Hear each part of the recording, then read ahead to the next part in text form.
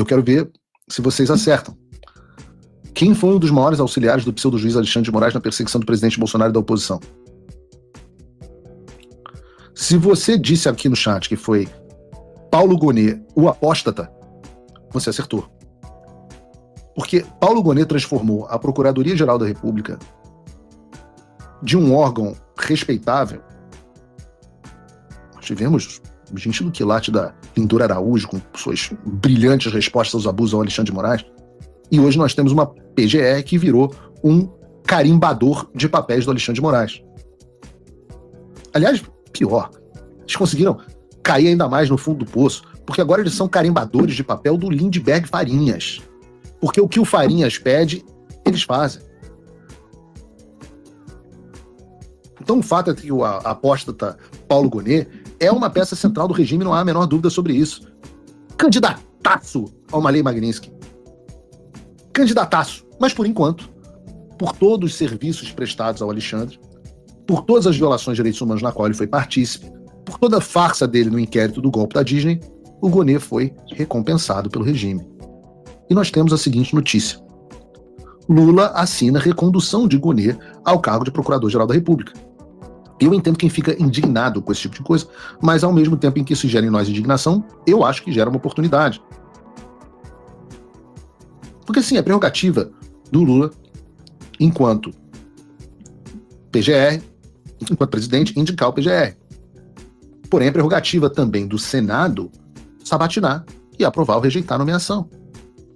E aí eu acho que nós vamos ter algumas oportunidades.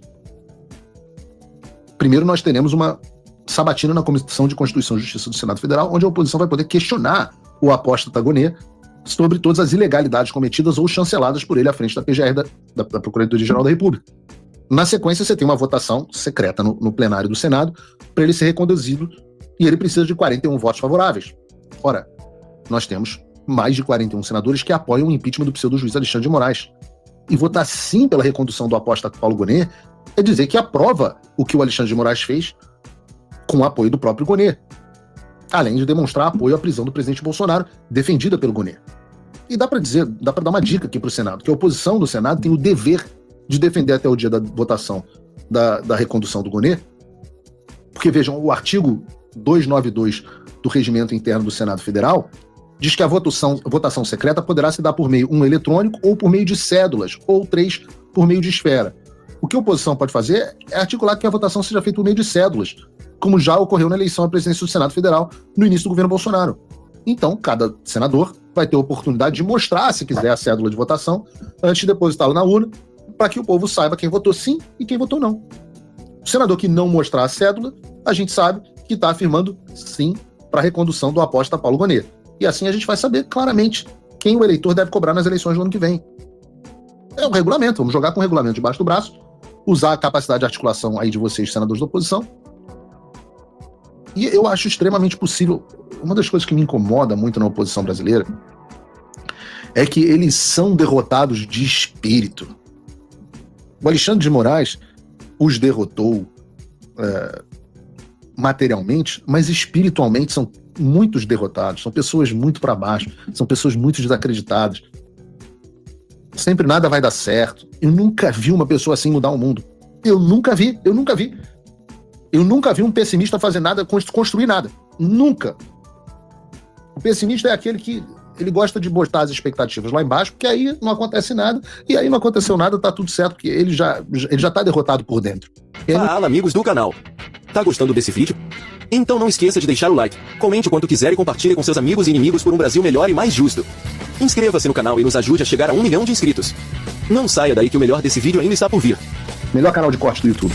E aí não tem a frustração. Então todo pessimista, no final, é uma pessoa fraca, com medo de se frustrar. Ela não aguenta a própria frustração. Eu digo para as pessoas da oposição, força, fortaleza. Sempre repito aqui, a sorte é do audaz. Quem ousa, vence. Então ousem. Ousem, é absolutamente possível parar Paulo Gonet. Paulo Gonet já foi, neste momento, sancionado com perda de visto para os Estados Unidos, ele e seus familiares. Ora, eu digo que ele é um candidataço para ser sancionado sob a Lei Magnitsky junto com Alexandre de Moraes. Então, sigam. Ousem.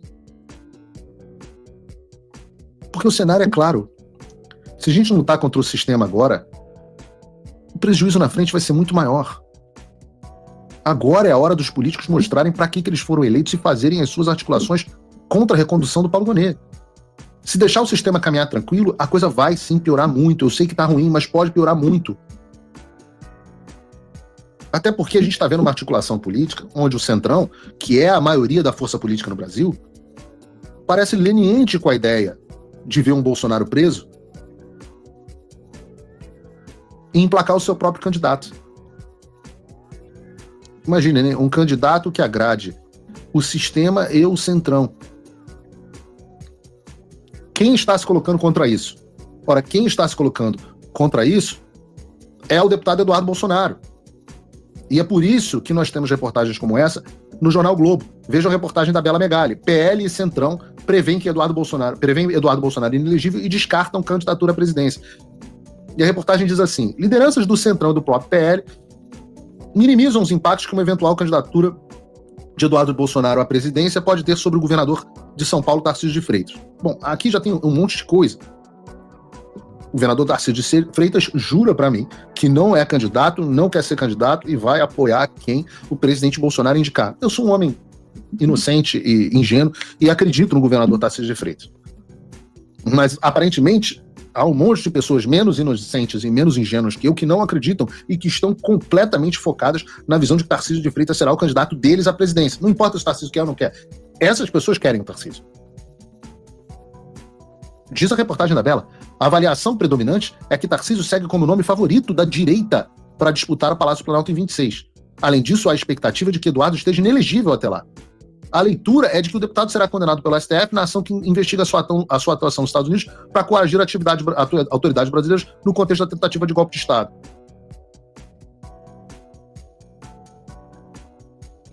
E eu volto a dizer, não é que o Tarcísio seja o nome, Bela Megali, favorito da direita para disputar a presidência em 2026. Tarcísio é o nome favorito do sistema, é o nome favorito do Supremo Tribunal Federal, é o nome favorito de boa parte do Centrão. Eu não estou aqui culpando o Tarcísio. Já disse, eu sou uma pessoa ingênua. Eu acredito que isso seja um movimento dos demais. Mas continua a reportagem. Além disso, lideranças do Centrão acreditam que construirão uma aliança com diversos partidos em torno da candidatura do Tarcísio, fator que esvaziaria o movimento de Eduardo Bolsonaro junto a legendas da direita. Hoje, os manda-chuvas partidários não veem sigla de peso disposta a abrigar o deputado, caso ele siga com o plano de concorrer à presidência. Entendam o que está aqui em curso.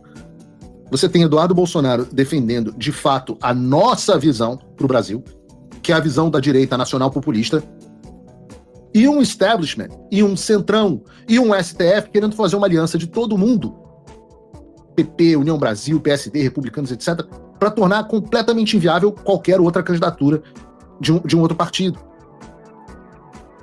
Não porque não teria apoio popular, mas porque, em tese, não restaria sigla para abrigar uma eventual candidatura do Eduardo. Eu acho que eles vão se arrasar, mas se quebrar a cara, mas a ideia é que com a vitória desse grupo, nós voltaríamos à direita, que era aquela direita lá meio representada, meio tucana.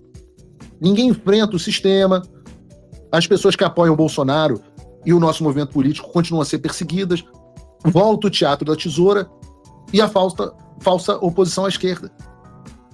A reportagem termina assim: integrantes do PL e do Centrão também avaliam que o próprio Jair Bolsonaro deve apoiar Tarcísio em detrimento do filho. Para esses interlocutores, o governador seria o único nome capaz de garantir uma vitória ao ex-presidente ao eleger um sucessor. Como revelou a coluna, Eduardo Bolsonaro cogita deixar o PL caso Tarcísio se filie ao partido para disputar a presidência. Então o argumento principal desses caras é esse. Segundo eles, não é que eles querem tirar o Bolsonaro da política, mas sim que o Tarcísio é o único nome de garantir a vitória da direita contra o Lula. Mas esse argumento não faz sentido.